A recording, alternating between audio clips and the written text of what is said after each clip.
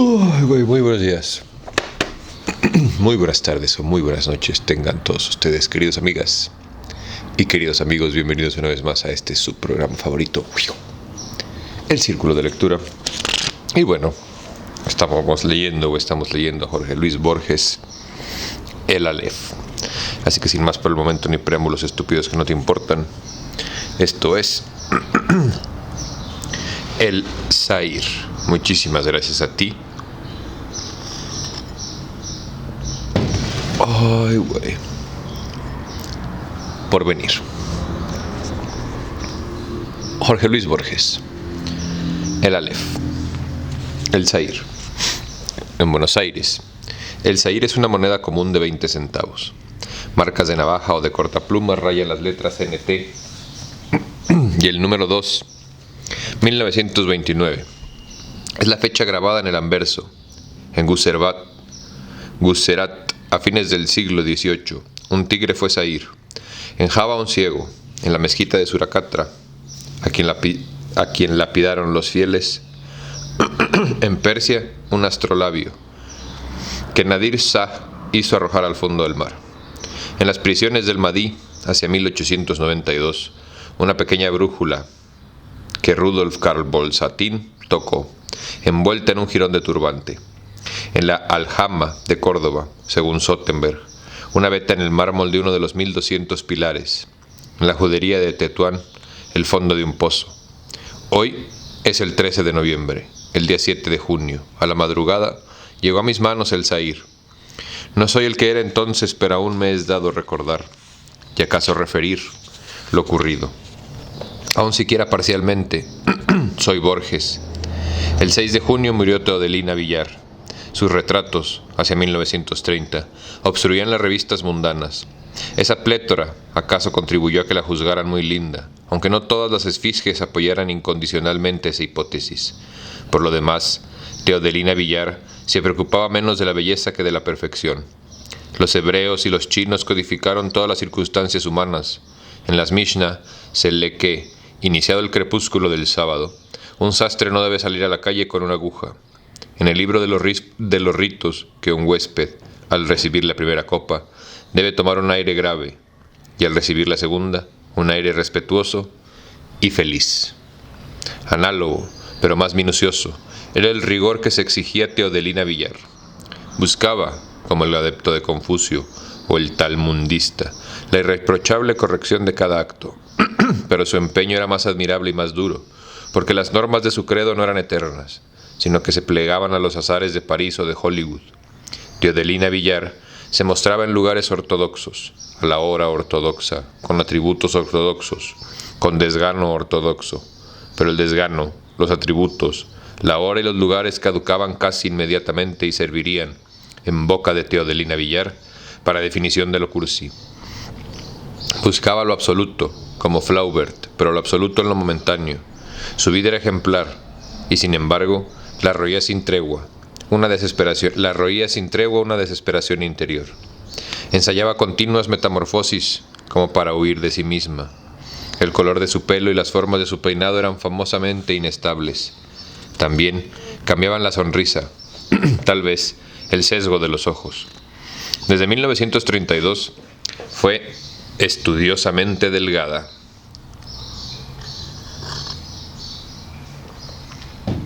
La guerra le dio mucho que pensar. Ocupado París por los alemanes, ¿cómo seguir la moda? Un extranjero de quien ella siempre había desconfiado se permitió abusar de su buena fe para venderle una porción de sombreros cilíndricos. Al año se propaló que esos adefesios nunca se habían llevado en París, y por consiguiente no eran sombreros, sino arbitrarios y desautorizados caprichos. Las desgracias no vienen solas. El doctor Villar tuvo que mudarse a la calle Araoz, y el retrato de su hija decoró anuncios de cremas y de automóviles. Las cremas que harto se aplicaba, los automóviles que ya no poseía. Esta sabía que el buen ejercicio de su arte exigía una gran fortuna. Prefirió retirarse a claudicar. Además, le dolía competir con chicuelas insustanciales. El siniestro departamento de Araoz resultó demasiado oneroso. El 6 de junio, Teodelina Villar cometió el solecismo de morir en pleno barrio sur. Confesaré que movido por la más sincera de las pasiones argentinas, el esnovismo, yo estaba enamorado de ella, y que su muerte me afectó hasta las lágrimas. Quizá ya lo haya sospechado el lector. En los velorios, el progreso de la corrupción hace que el muerto recupere sus caras anteriores. En alguna etapa de la confusa noche del 6, Teodelina Villar fue mágicamente la que fue hace 20 años. Sus rasgos recobraron la autoridad que dan la soberbia. El dinero, la juventud, la conciencia de coronar una jerarquía, la falta de imaginación, las limitaciones, la estolidez. Más o menos pensé, ninguna versión de esa cara que tanto me inquietó será tan memorable como esta.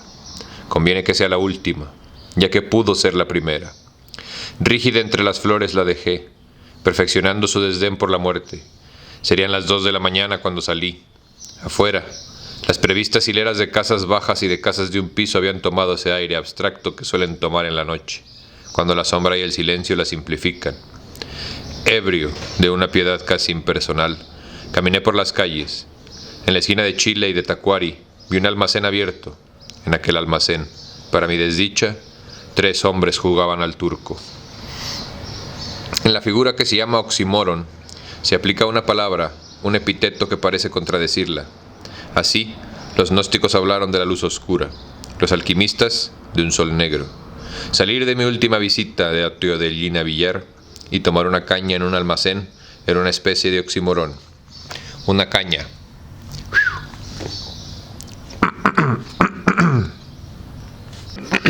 Perdón. Y tomar una caña en un almacén era una especie de oxímoron. Oxímoron, no tiene acento. Su grosería y su facilidad me tentaron. La circunstancia de que se juzgara a los naipes aumentaba el contraste. Pedí una caña de naranja. En el envuelto me dieron el zahir. Lo miré un instante. Salí a la calle, tal vez con un principio de fiebre. Pensé que no hay moneda que no sea símbolo de las monedas que sin fin resplandecen en la historia y la fábula.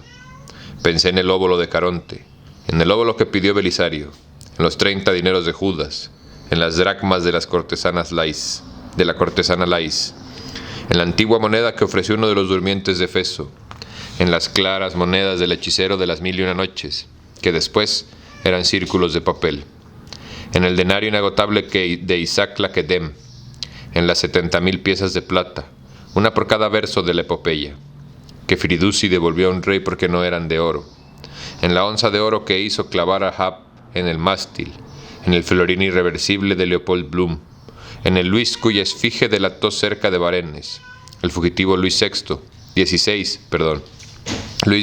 como en un sueño. El pensamiento de que toda moneda permite esas ilustres connotaciones me pareció de vasta, aunque inexplicable importancia. Recorrí con creciente velocidad las calles y las plazas desiertas. El cansancio me dejó en una esquina. Vi una sufrida verja de fierro. Detrás vi las baldosas negras y blancas del atrio de la Concepción. Había errado en círculo. Ahora estaba en una cuadra del almacén donde me dieron el zahir.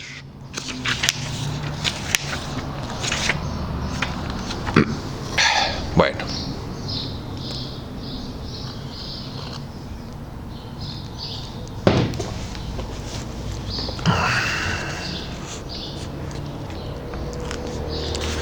Doblé. La ochava oscura me indicó desde lejos que el almacén ya estaba cerrado. En la calle Belgrano tomé un taxímetro, insomne, poseído, casi feliz. Pensé que nada hay menos material que el dinero, ya que cualquier moneda, una moneda de 20 centavos, digamos, es, en rigor, un repertorio de futuros posibles. El dinero es abstracto, repetí. El dinero es tiempo futuro. Puede ser una tarde en las afueras, puede ser la música de Brahms, puede ser mapas, puede ser ajedrez, puede ser café, puede ser las palabras de Pisetto, que enseñan el desprecio del oro. Es un proteo más versátil que el de la isla de Faros. Es tiempo imprevisible, tiempo de Bergson, no duro tiempo del Islam o del pórtico. Los deterministas niegan que haya en el mundo un solo hecho posible. Id est es un hecho que pudo acontecer. Una moneda simboliza nuestro libre albedrío. No sospechaba yo que esos pensamientos eran un artificio contra el zahir y de una primera forma de un demoníaco influjo. Dormí tras de tenaces cavilaciones, pero soñé que yo era las monedas que custodiaba un grifo. Al otro día. Grifo, no vayan a pensar que se refieren al marihuano de tu cuadra, güey. No, grifo es como una esfinge, güey. Pero tiene la cabeza de águila. Como la cabeza de águila y luego tiene las pinches alas y tiene también así como si fuera un cuerpo de león. Es otro animal mitológico y medio marihuano, la neta, güey. Pero no se refieren al marihuano de tu cuadra. Grifo en este caso se refiere a esta escultura. Gracias por venir. Al otro día resolví que yo había estado ebrio. También resolví librarme de la moneda que tanto me inquietaba. La miré. Nada tenía de particular salvo unas rayaduras. Enterrarla en el jardín o esconderla en un rincón de la biblioteca hubiera sido lo mejor. Pero yo no quería alejarme de su órbita. Preferí perderla. No fui al Pilar esa mañana, ni al cementerio. Fui, en subterráneo, a Constitución y de Constitución a San Juan y Boedo. Y bajé. Impensadamente en Urquiza. Me dirigí al oeste y al sur. Barajé con desorden estudioso unas cuantas esquinas y en una calle me pareció igual a todas. Entré en un boliche cualquiera. Pedí una caña y la pagué con el Zahir. Entrecerré los ojos. Detrás de los cristales ahumados logré no ver los números de las casas ni el nombre de la calle. Esa noche tomé una pastilla de veronal y dormí tranquilo.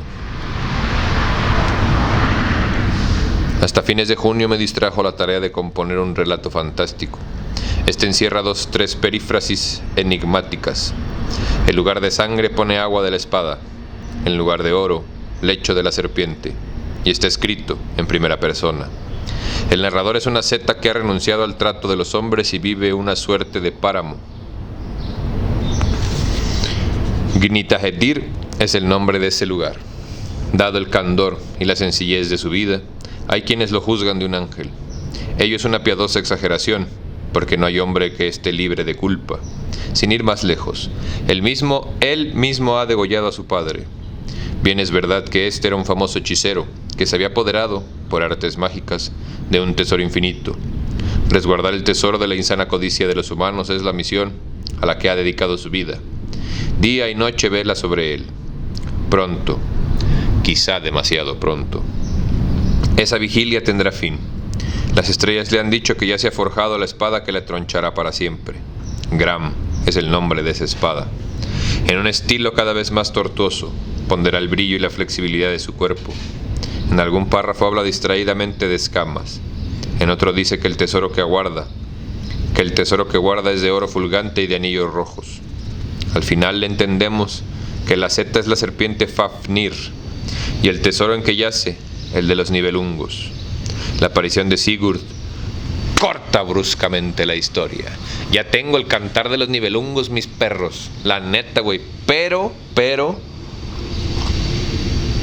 un camarada mío personal me dijo que si podíamos continuar con El Señor de los Anillos, las dos torres, güey. Y la neta, como este camarada mío personal, güey, tiene un problema de la vista, lo vamos a hacer. Así que después de la LEF voy a empezar a leer las dos torres. Y ya después continuamos con toda la corriente filosófica histórica en la que seguimos trabajando. He dicho que la ejecución de la fusilería, en cuyo discurso intercalé, pseudo-eruditamente, algún verso de la Fafnismal, me permitió olvidar la moneda. Noches hubo en que me creí tan seguro de poder olvidarla que voluntariamente la recordaba. Lo cierto es que abusé de esos ratos. Darles principio resultaba más fácil que darles fin. En vano, repetí que ese abominable disco de níquel no difería de los otros que pasan de una mano a otra mano. Iguales, infinitos e inofensivos. Impulsado por esa reflexión, procuré pensar en otra moneda, pero no pude. También recuerdo algún experimento frustrado, con 5 y 10 centavos chilenos y con un veinteno oriental. El 16 de julio adquirí una libra esterlina. No la miré durante el día, pero esa noche y otras las puse bajo un vidrio de aumento y la estudié a la luz de una poderosa lámpara eléctrica. Después la dibujé con un lápiz a través de un papel. De nada me valieron el fulgor y el dragón y el San Jorge. No logré cambiar de idea fija. El mes de agosto, opté por consultar a un psiquiatra. No le confié toda mi ridícula historia. Le dije que el insomnio me atormentaba y que la imagen de un objeto cualquiera solía perseguirme. La de una ficha o la de una moneda, digamos. Poco después, exhumé en una librería de la calle Sarmiento un ejemplar de Urk den Surgechiste, der Sangis Gragre. Breslau 1899 de Julius Barlach. En aquel libro estaba declarado mi mal.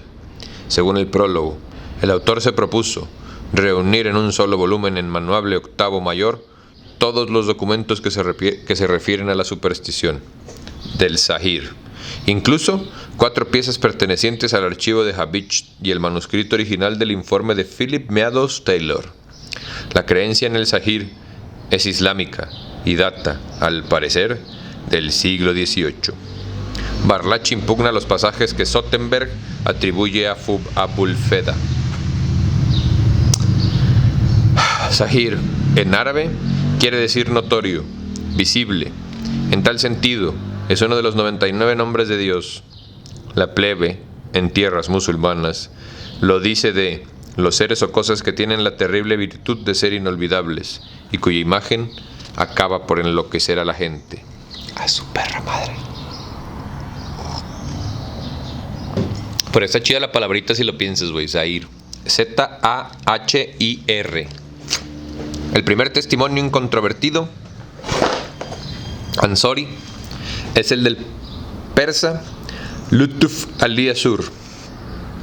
En las puntuales páginas de la enciclopedia bibliográfica, titulada Templo del Fuego, ese polígrafo y dervich ha narrado que en un colegio del Shiraz hubo un astrolabio de cobre, construido de tal suerte que quien lo miraba una vez no pensaba en otra cosa, y así el rey ordenó que lo arrojaran a lo más profundo del mar, para que los hombres no se olvidaran del universo.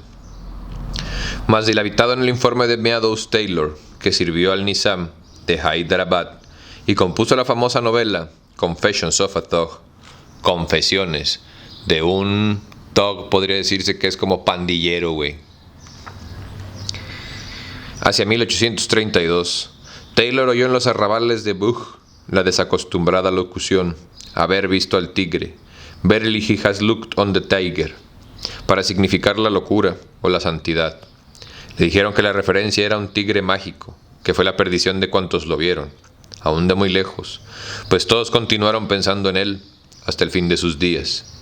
Alguien dijo que uno de esos desventurados había ido a Mysore, donde había pintado en un palacio la figura del tigre. Años después, Taylor visitó las cárceles de este reino. En la de Nitur, el gobernador le mostró una celda, en cuyo piso, en cuyos muros y en cuya bóveda, un fakir musulmán había diseñado en bárbaros colores que el tiempo antes de borrar afinaba una especie de tigre infinito. Ese tigre estaba hecho de muchos tigres, de vertiginosa manera, lo atravesaban tigres, estaba rayado de tigres, incluía mares e Himalayas y ejércitos que parecían otros tigres. El pintor había muerto hace muchos años, en esa misma celda. Venía de Sindh, o acaso de Gujarat, y el propósito inicial había sido trazar un mapamundi.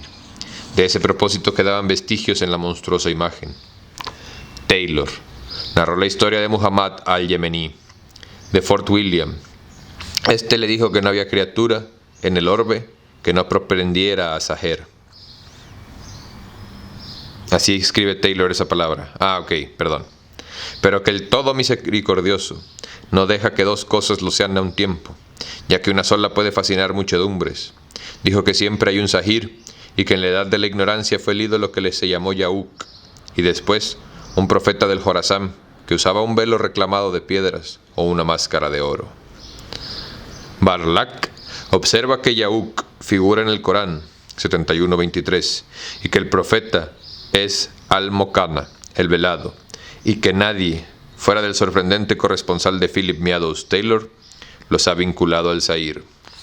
Acuérdense que cuando levante mi dedito es porque estoy leyendo un pie de página. Pie de página, para todos los ustedes que no son versados en la literatura, es el pinche numerito que viene al lado de las palabras, que luego abajo, en el texto o a un lado, vienen letras todavía más chiquitas, güey. Es una explicación o un contexto o algo más, güey, para que entiendas, ¿no? Gracias a ustedes por venir, los TQM.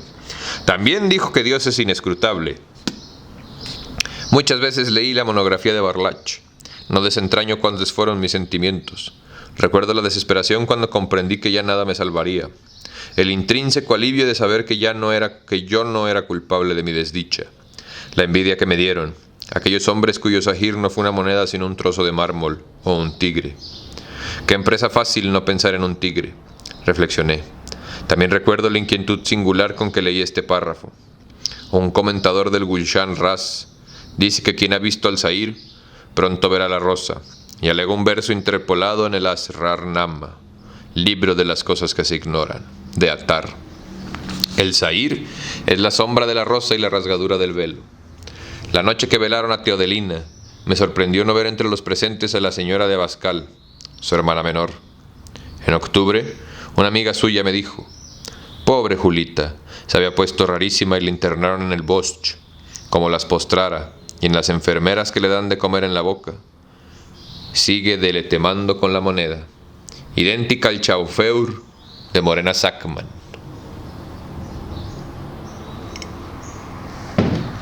El tiempo que atenúa los recuerdos agrava el del Zahir. Antes, yo me figuraba el anverso y después el reverso. Ahora, veo simultáneamente los dos.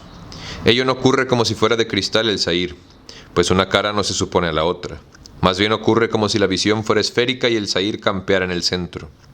Lo que no es el Zahir me llega tamizado y como lejano. La desdeñosa imagen de Teodelina, el dolor físico, dijo Tennyson, que si pudiéramos comprender en una sola flor sabríamos quiénes somos y qué es el mundo. Tal vez quiso decir que no hay hecho, por humilde que sea, que no implique la historia universal, y su infinita concatenación de efectos y causas.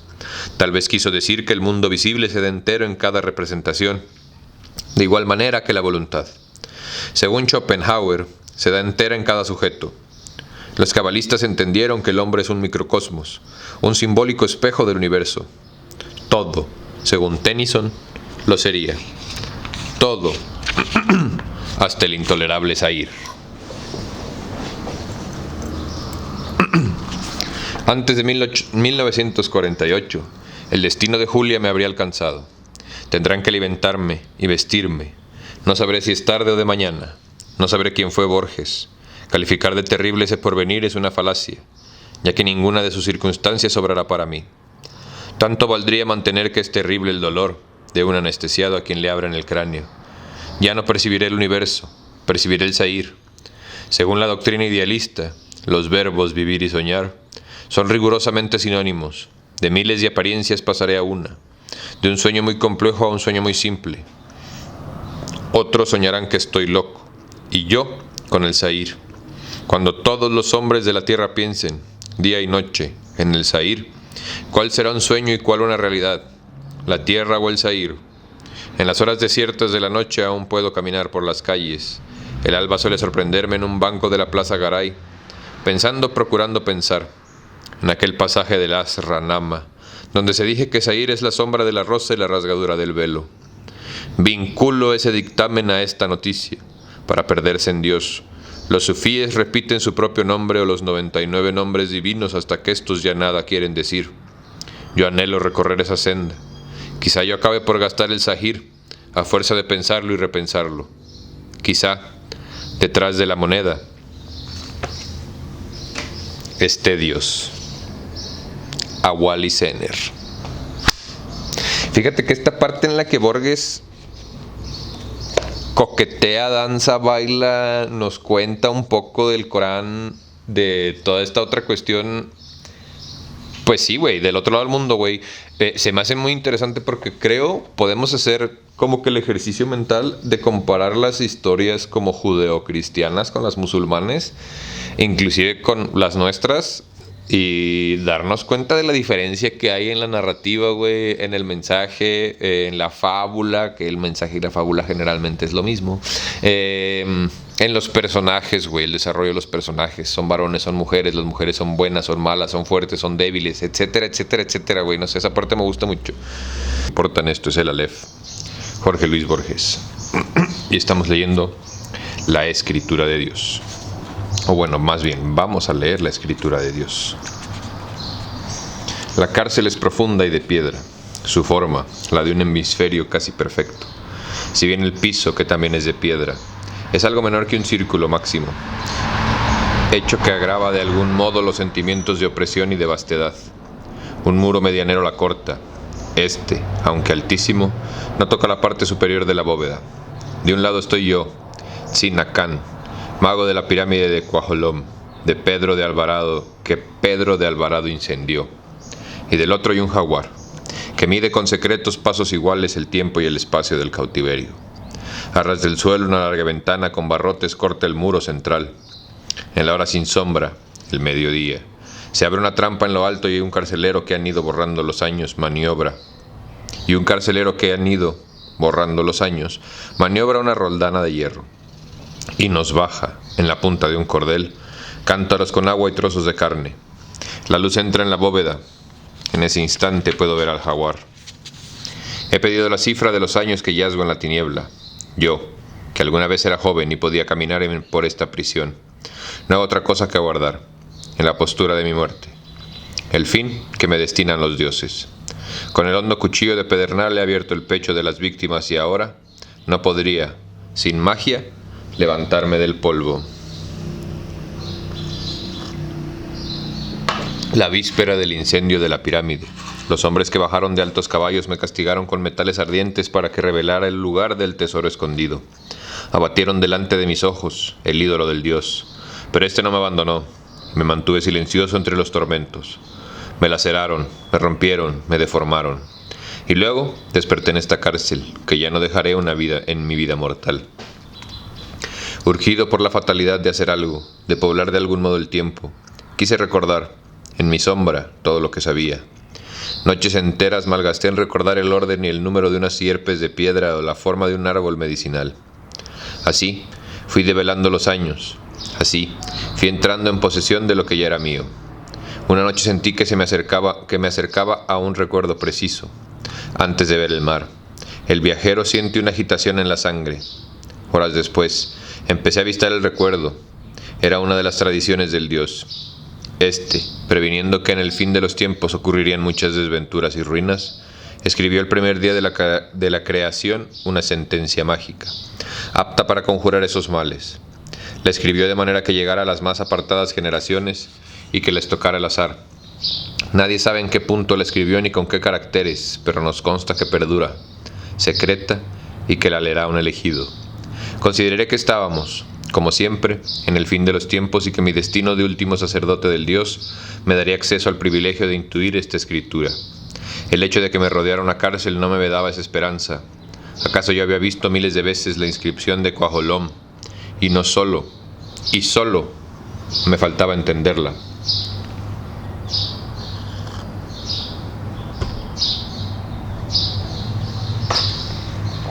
Esta reflexión me animó y luego me infundió una especie de vértigo. En el ámbito de la tierra hay formas antiguas, formas incorruptibles y eternas. Cualquiera de ellas podría ser el símbolo buscado. Una montaña podría ser palabra del dios, o un río, o el imperio o la configuración de los astros. Pero en el curso de los siglos las montañas se allanan, y el camino de un río suele desviarse, y los imperios conocen mutuaciones y estragos. Y la figura de los astros varía. En el firmamento hay mudanza. La montaña y la estrella son individuos y los individuos caducan. Busqué algo más tenaz, más vulnerable. Pensé en las generaciones de los cereales, de los pastos, de los pájaros, de los hombres. Quizá en mi cara estuviera escrita la magia. Quizá yo mismo fuera el fin de mi busca. En este afán estaba cuando recordé que el jaguar era uno de los atributos del dios. Entonces mi alma se llenó de piedad. Imaginé la primera mañana del tiempo. Imaginé a mi Dios confiando el mensaje en la piel viva de los jaguares, que se amarían y se engendrarían sin fin, en cavernas, en cavernales, en islas, para que los últimos hombres los recibieran. Imaginé esa red de tigres, ese caliente laberinto de tigres, dando horror a los prados, a los rebaños para conservar un dibujo. En la otra celda había un jaguar. En su vecindad percibí una confirmación de mi conjetura y un secreto favor. Dediqué largos años a aprender el orden y la configuración de las manchas.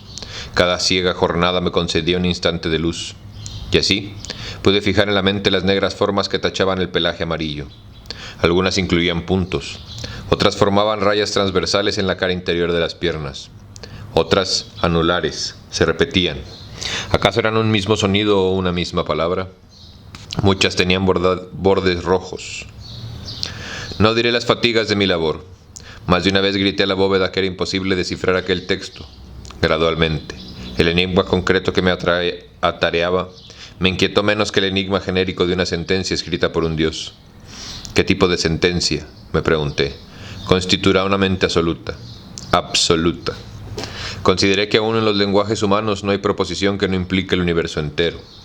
Decir el tigre, es decir, los tigres que lo engendraron, los ciervos y tortugas que devoró, el pasto de que se alimentaron los ciervos, la tierra del que fue madre el pasto, el cielo que dio luz a la tierra.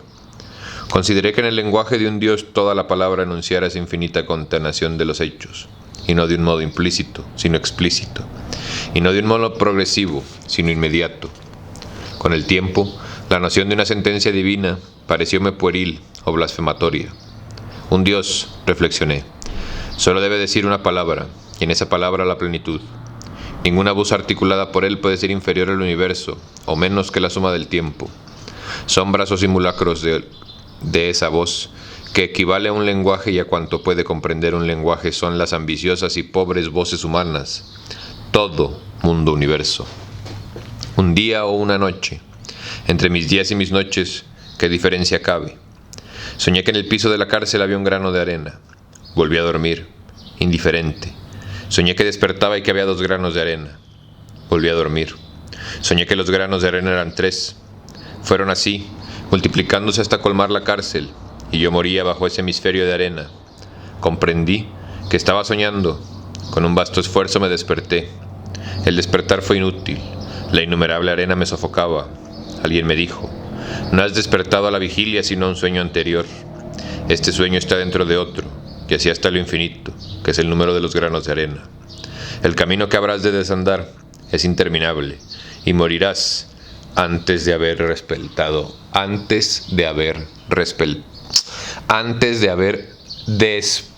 realmente. Saca el trabalenguas.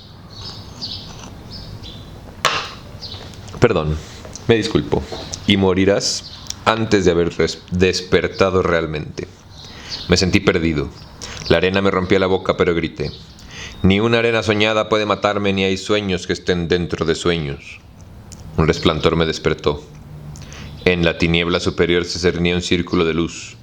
Vi la cara y las manos del carcelero, la rodaja, el cordel, la carne y los cántaros. Un hombre se confunde gradualmente con la forma de su destino. Un hombre es, a la larga, sus circunstancias. Más que un descifrador o un vengador. Más que un sacerdote del Dios, yo era un encarcelado. Del incansable laberinto de sueños, yo regresé como a mi casa a la dura prisión. Bendije su humedad, bendije su tigre, bendije el agujero de luz, bendije mi viejo cuerpo doliente, bendije la tiniebla y la piedra. Entonces ocurrió lo que no puedo olvidar ni comunicar. Ocurrió la unión con la divinidad, con el universo. No sé si estas palabras difieren. El éxtasis no repite sus símbolos. Hay quien ha visto a Dios en un resplandor, hay quien lo ha percibido en una espada o en los círculos de una rosa. Yo vi una rueda altísima, que no estaba delante de mis ojos ni detrás, ni a los lados, sino en todas partes, a un tiempo. Esta rueda estaba hecha de agua, pero también de fuego, y era, aunque se veía el borde, infinita. Entretejidas la formaban todas las cosas que serán, que son y que fueron. Y yo era una de las hebras de esta trama total. Y Pedro de Alvarado, que me dio tormento, era otra. Ahí estaban las causas y los efectos que me bastaba ver esa rueda para entenderlo todo, sin fin. Oh dicha de entender, mayor que la de imaginar o la de sentir. Vi el universo y vi los íntimos designios del universo. Vi los orígenes que narra el libro común. Vi las montañas que surgieron del agua. Vi los primeros hombres de palo. Vi las tinajas que se volvieron contra los hombres. Vi los perros que les destrozaron las caras. Vi el Dios sin cara que hay detrás de los dioses. Vi infinitos procesos que formaban una sola felicidad. Y entendiéndolo todo, alcancé también a entender la escritura del tigre. En una fórmula de 14 palabras casuales, que parecen casuales, y que me bastaría decirla en voz alta para ser todopoderoso. Me bastaría decirla para abolir esta cárcel de piedra, para que el día entrara en mi noche, para ser joven, para ser inmortal, para que el tigre destrozara a Alvarado, para asumir el santo cuchillo en los pechos españoles, para reconstruir la pirámide, para reconstruir el imperio. 40 sílabas, 14 palabras, y yo, Sinacán, Regiría las tierras que rigió Moctezuma. Pero yo sé que nunca diré esas palabras porque ya no me acuerdo de Tzinacán. Que muera conmigo el misterio que está escrito en los tigres. Quien ha entrevisto el universo, quien ha entrevisto los ardientes designios del universo, no puede pensar en un hombre, en sus triviales dichas o desventuras, aunque ese hombre sea él. Ese hombre ha sido él, y ahora no le importa. ¿Qué le importa la suerte de aquel otro? ¿Qué le importa la nación de aquel otro? Si él, ahora, es nadie. Por eso no pronunció la fórmula. Por eso dejo que me olviden los días, acostado en la oscuridad. A Emma Rizo Platero.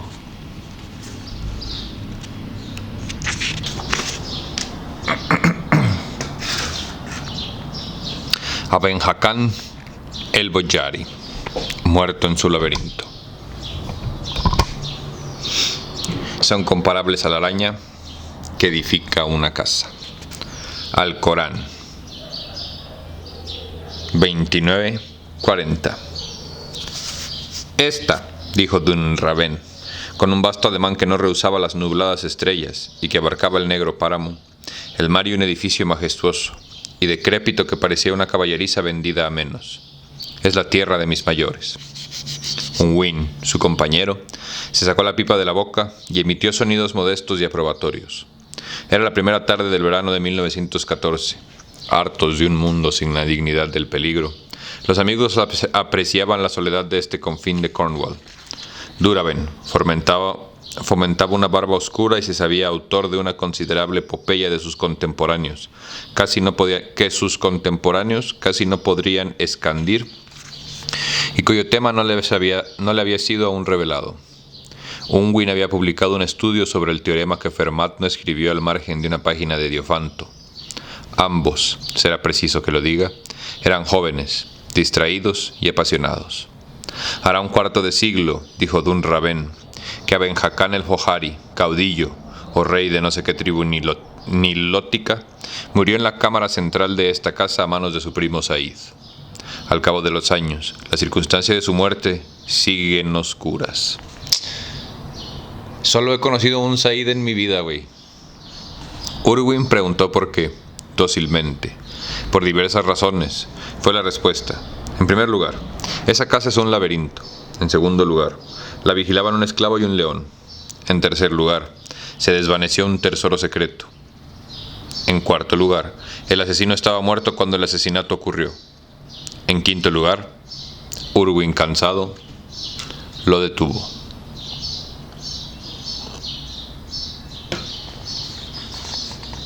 No multipliques los misterios, le dijo. Esos deben ser simples.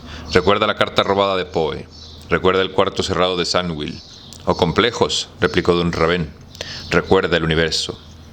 Repechando colinas arenosas, habían llegado al laberinto. De cerca, les pareció una derecha y casi ininterminable pared, de ladrillo sin revocar, apenas más alta que un hombre. Dunraven dijo que tenía la forma de un círculo, pero tan dilatada era su área que no se percibía la curvatura. Unwin recordó a Nicolás de Cusa, para quien toda línea recta es el arco de un círculo infinito.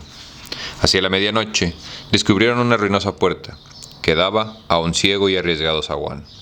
Dunraven dijo que en el interior de la casa había muchas encrucijadas, pero que doblando siempre a la izquierda, llegarían en un poco más de una hora al centro de la red.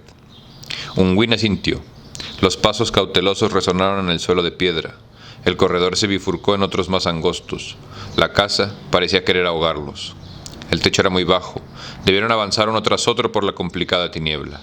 Unwin iba adelante, entorpecido de asperezas y de ángulos. Fluía sin fin contra su mano el invisible muro. Unwin, lento en la sombra, oyó de boca de su amigo la historia de la muerte de Aben Hakan. ¿Acaso el más antiguo de mis recuerdos? Contó Dunraven. Es el de Aben Hakan de Boyari, en el puerto de Pentreath. Lo seguía un hombre negro con un león. Sin duda el primer negro y el primer león que miraron mis ojos. Fuera de los grabados de la escritura, entonces yo era niño, pero la fiera del color del sol y el hombre del color de la noche me impresionaron menos que Aben Hakan. Me pareció muy alto. Era un hombre de piel cetrina, de entrecerrados ojos negros, de insolente nariz, de carnosos labios, de barba alzafanada, de pecho fuerte, de andar seguro y silencioso. En casa dije, ha venido un rey en un buque. Después, cuando trabajaron los albañiles, amplié ese título y le puse el rey de Babel. La noticia de que el forastero se fijaría en el Pentreath fue recibida con agrado. Fue recibida con agrado. La extensión y la forma de su casa, con estupor y aún con escándalo, pareció intolerable que en una casa constara de una sola habitación y de leguas de corredores.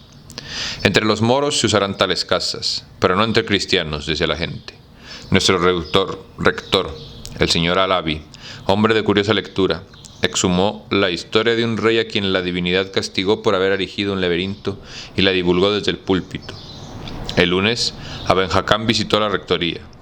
Las circunstancias de la breve entrevista no se conocieron entonces, pero ningún sermón ulterior aludió a la soberbia, y el moro pudo contratar albañiles. Años después, cuando percibió Aben Hakam, Alavi declaró a las autoridades la substancia del diálogo. Se van dando cuenta cómo desde aquí nos van separando en dos secciones totalmente diferentes de gente que son iguales, güey. Los moros, que son la gente que cree en Alá, y los cristianos, que son la gente que cree en Cristo. Aben Hakam le dijo, de pie, o estas o parecidas palabras. Ya nadie puede censurar lo que yo hago. Las culpas que me infaman son tales que aunque yo repitiera durante siglos el último nombre de Dios, ello no bastaría para mitigar uno solo de mis tormentos. Las culpas que me infaman son tales que aunque yo lo matara con estas manos, ello no agravaría los tormentos que me destina la infinita justicia. En tierra alguna es desconocido mi nombre. Soy Aben Hakam el Bohari, y he regido las tribus del desierto con un cetro de hierro. Durante muchos años las despojé, con la asistencia de mi primo Said. Pero Dios oyó mi clamor y sufrió que se rebelaran. Mis gentes fueron rotas y acuchilladas. Yo alcancé a huir con el tesoro recaudado en mis años de expoliación. Said me guió al sepulcro de un santo, al pie de una montaña de piedra. Le ordené a mi esclavo que vigilara la cara del desierto. Said y yo dormimos, rendidos. Esa noche creí que me aprisionaba una red de serpientes. Desperté con horror. A mi lado, en el alba, dormía Said. El roce de una telaraña en mi carne me había hecho soñar aquel sueño. Me dolió que Said, que era cobarde, durmiera con tanto reposo. Consideré que el tesoro no era infinito y que él podía reclamar una parte. En mi cinto estaba la daga con la empuñadura de plata. La desnudé y le atravesé la garganta. En su agonía balbuceó unas palabras que no pude entender. Lo miré. Estaba muerto, pero yo temí que se levantara, y le ordené al esclavo que le deshiciera la cara con una roca. Después, erramos bajo el cielo y un día divisamos un mar. Lo surcaban buques muy altos. Pensé que un muerto no podría andar por el agua, y decidí buscar otras tierras. La primera noche que navegamos soñé que yo mataba a Said. Todo se repitió, pero yo entendí sus palabras. Decía, como ahora me borras, te borraré, donde quiera que estés. He jurado frustrar esa amenaza.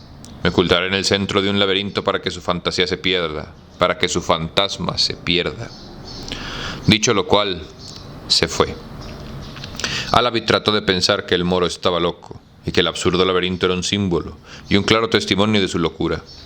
Luego reflexionó que esa explicación contradecía con el extravagante edificio.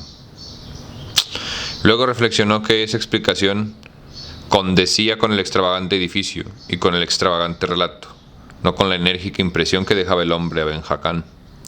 Quizá tales historias fueran comunes en los arenales egipcios.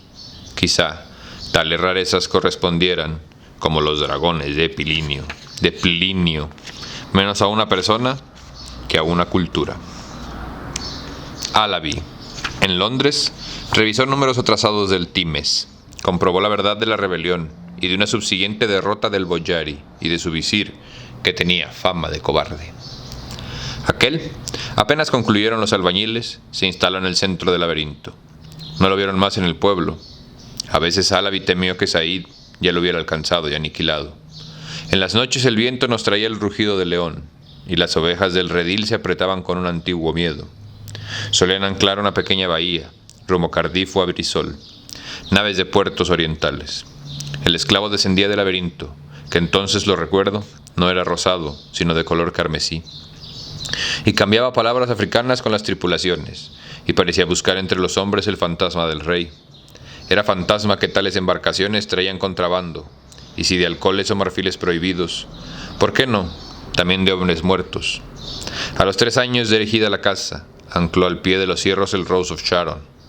No fui de los que vieron este velero y tal vez en la imagen que tengo de él influyen olvidadas litografías de Abukir o de Trafalgar, pero entiendo que era de esos barcos muy trabajados y que no parecen obra de naviero, sino de carpintero, y menos de carpintero que de ebanista.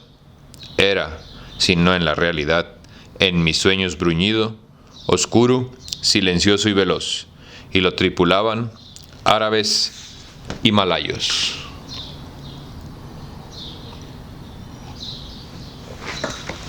Confieso que no sé bien a qué se refiere cuando dicen malayos, ahorita lo busco, güey.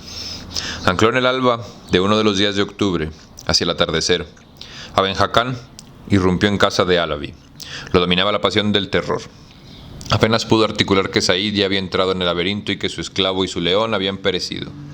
Seriamente preguntó si las autoridades podrían ampararlo. Antes que Alavi respondiera, se fue, como si le arrebatara el mismo terror que lo había traído en esa casa, por segunda y última vez. Alavi, solo en su biblioteca, pensó con estupor que ese temeroso había oprimido en el Sudán a tribus de hierro, y sabía qué cosa es una batalla y qué cosa es matar. Advirtió, al otro día, que ya había zarpado el velero, rumbo a Suaquín, en el Mar Rojo, se averiguó después. Reflexionó que su deber era comprobar la muerte del esclavo y se dirigió al laberinto. El jadeante relato del Bohari, le pareció fantástico, pero en un recodo de las galerías dio con el león, y el león estaba muerto, y en otro con el esclavo, que estaba muerto, y en la cámara central con el Bohari, a quien le habían destrozado la cara. A los pies del hombre había un arca taraseada de nácar. Alguien había forzado la cerradura y no quedaba ni una sola moneda. Taraseada de nácar, perdón. Alguien había forzado la cerradura y no quedaba ni una sola moneda. Los periodos finales, agravados de pausas oratorias, querían ser elocuentes. Unwin adivinó que Dunraven los había emitido muchas veces, con idéntico aplomo y con idéntica ineficacia. Preguntó, para simular interés: ¿cómo murieron el león y el esclavo? La incorregible voz contestó con sombría satisfacción. También les habían destrozado la cara. Al ruido de los pasos se agregó el ruido de la lluvia. Unwin pensó que tendrían que dormir en el laberinto, en la cámara central del relato, y que el recuerdo de esa larga incomodidad sería una aventura. Guardó silencio. Dunraven no pudo contenerse y le preguntó, como quien no perdona una deuda: ¿no es inexplicable esta historia? Unwin le respondió como si pensara en voz alta: no sé si es explicable o inexplicable. Sé que es mentira. Dunraven prorrumpió en malas palabras e invocó el testimonio del hijo mayor del rector. Alavi, parece, había muerto, y de todos los vecinos de Pentreath. No menos atónito que Dunraven, Unwin se disculpó. El tiempo, en la oscuridad, parecía más largo. Los dos temieron haber extraviado el camino, y estaban muy cansados cuando una tenue claridad superior les mostró los peldaños iniciales de una angosta escalera. Subieron y llegaron a una ruinosa habitación redonda. 2 signos perduraban del temor del malhadado rey: una estrecha ventana que dominaba los páramos y el mar, y en el suelo una trampa que se abría sobre la curva de la escalera. La habitación, aunque espaciosa, tenía mucho de celda carcelaria.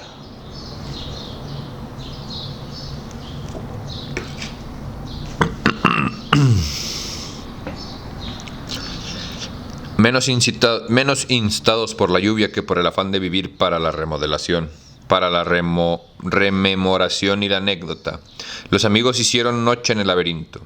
El matemático durmió con tranquilidad, no así el poeta, acosado por versos que su razón juzgaba detestables. Faceless the slutty and overpowering lion, faceless the stricken slave, faceless the king. Para los que no hablan cara pálido, sin cara Ay, no sé bien qué es Slurty, es como escurridizo, creo, güey, no me acuerdo, güey. Pero sin cara el león todopoderoso, sin cara el esclavo, sin cara el rey. Unwin creía que no le había interesado la historia de la muerte del Boyari, pero se despertó con la convicción de haberla descifrado. Todo aquel día estuvo preocupado y huraño, ajustado y reajustando las piezas, y 3 o 4 noches después citó a don Raven en una cervecería de Londres y le dijo estas o parecidas palabras. En Cornwall dije que era mentira la historia que te oí. Los hechos eran ciertos, o podrían serlo, pero contados como tú los contaste, eran, de un mayor modo manifiesto, mentira. Empezaré por la mayor mentira de todas, por el laberinto increíble. Un fugitivo no se oculta en un laberinto, no erige un laberinto sobre un alto lugar de la costa, un laberinto carmesí, que avistan desde lejos los marineros. No preciso erguir un laberinto, cuando el universo ya lo es. Para quien verdaderamente quiere ocultarse, Londres es mejor laberinto que un mirador al que conducen todos los corredores de un edificio. La sabia reflexión que ahora te someto me fue deparada anteanoche, mientras oíamos llover sobre el laberinto y esperábamos que el sueño nos visitara. Amonestado y mejorado por ella, opté por olvidar tus absurdidades y pensar en algo más, y pensar en algo sensato. En la teoría de los conjuntos, digamos, o en una cuarta dimensión del espacio, observó don Raven. No, dijo Udwin con seriedad. Pensé en el laberinto de Creta, el laberinto cuyo centro era un hombre con cabeza de toro. Don Raven, versado en obras policiales, pensó que la solución del misterio siempre es inferior al misterio. El misterio participa de lo sobrenatural y aún de lo divino. La solución, del juego de manos, dijo, para aplazar lo inevitable. Cabeza de toro tiene en medallas y esculturas el Minotauro. Dante lo imaginó con cuerpo de toro y cabeza de hombre. También esa versión me conviene. Unwin asintió. Lo que importa es la correspondencia de la casa monstruosa con el habitante monstruoso. El Minotauro justifica con creces la existencia del laberinto. Nadie dirá lo mismo de una amenaza percibida en un sueño, evocada la imagen del Minotauro, evocación fatal en un caso que hay un laberinto. El problema, virtualmente, estaba resuelto. Sin embargo, confieso que no entendí que esa antigua imagen era la clave, y así fue necesario que tu relato me suministrara un símbolo más preciso: la telaraña. ¿La telaraña?, repitió perplejo don Raven. Sí, nada me asombraría que la telaraña, la forma universal de la telaraña, entendamos bien la telaraña de Platón, hubiera sugerido el asesino, porque hay un asesino, su crimen. Recordarás que el Bohari, en una tumba, soñó con una red de serpientes, y que al despertar descubrió que una telaraña le había sugerido aquel sueño. Volvamos a esa noche en la que el Bohari soñó con una red. El rey vencido y el visir y el esclavo huyen por el desierto con un tesoro. Se refugian en una tumba. Duerme el visir, de quien sabemos que es un cobarde. No duerme el rey, de quien sabemos que es un valiente. El rey, para no compartir su tesoro con el visir, lo mata de una cuchillada. Su sombra lo amenaza en un sueño. Noches después, todo esto es increíble. Yo entiendo que los hechos ocurrieron de otra manera. Esa noche durmió el rey, el valiente y veloz Aíd, el cobarde. Dormir es distraerse del universo, y la distracción es difícil para quien sabe que lo persiguen con espadas desnudas.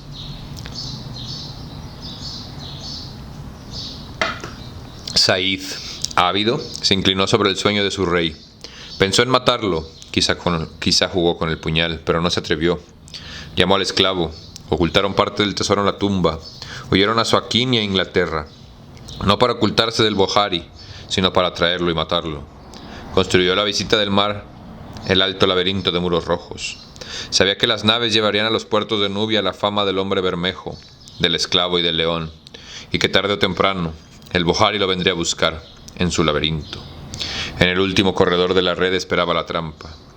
El Bohari lo despreciaba infinitamente. No se rebajaría a tomar la menor precaución. El día codiciado llegó. Aben Hakán desembarcó en Inglaterra. Caminó hasta la puerta del laberinto. Barajó los ciegos corredores y ya había pisado, tal vez, los primeros peldaños cuando su visir lo mató. No sé si dio un balazo, desde la trampa. El esclavo mataría al león y otro balazo mataría al esclavo. Luego, Said deshizo las 3 caras con una piedra. Tuvo que obrar así. Un solo muerto con la cara deshecha hubiera sugerido un problema de identidad. Pero la fiera, el negro y el rey formaban una serie. Dados los dos términos iniciales, todos postularían el último. No es raro que lo dominara el temor cuando habló con Alavi. Acababa de ejecutar la horrible faena y se disponía a huir de Inglaterra para recuperar el tesoro. Un silencio pensativo o incrédulo siguió a las palabras de Unwin.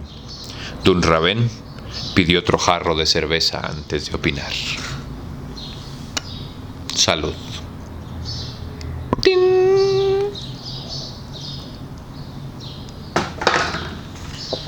Acepto, dijo, que mi Benjacán sea Said. Tales metamorfosis, me dirás, son clásicos artificios del género. Son verdaderas convenciones cuya observación exige el lector. Lo que me resisto a admitir es la conjetura de que una porción del tesoro quedara en el Sudán. Recuerda que el Said huía del rey y de los enemigos del rey. Más fácil es imaginarlo robándole todo el tesoro que demorándose a enterrar una parte. Quizá no se encontraron monedas porque no quedaban monedas. Los albañiles habrían agotado un caudal que, a diferencia del oro rojo de los Nibelungus, no era infinito. Tendríamos así a Benjacán atravesando el mar para reclamar un tesoro dilapidado. ¿Dilapidado? No, dijo Unwin. Invertido en armar tierra de infieles, de armar en tierra de infieles una gran trampa circular de ladrillo destinada a apresarlo y aniquilarlo. Said, si tu conjetura es correcta, procedió urgido por el odio y por el temor, y no por la codicia. Robó el tesoro y luego comprendió que el tesoro no era lo esencial para él. Lo esencial era que Benjacán pereciera. Simuló ser a Benjacán, mató a Benjacán y finalmente fue a Benjacán. Sí, confirmó Dunraven. Fue un vagabundo que antes de ser nadie en la muerte recordaría haber sido un rey o haber fingido ser un rey. Algún día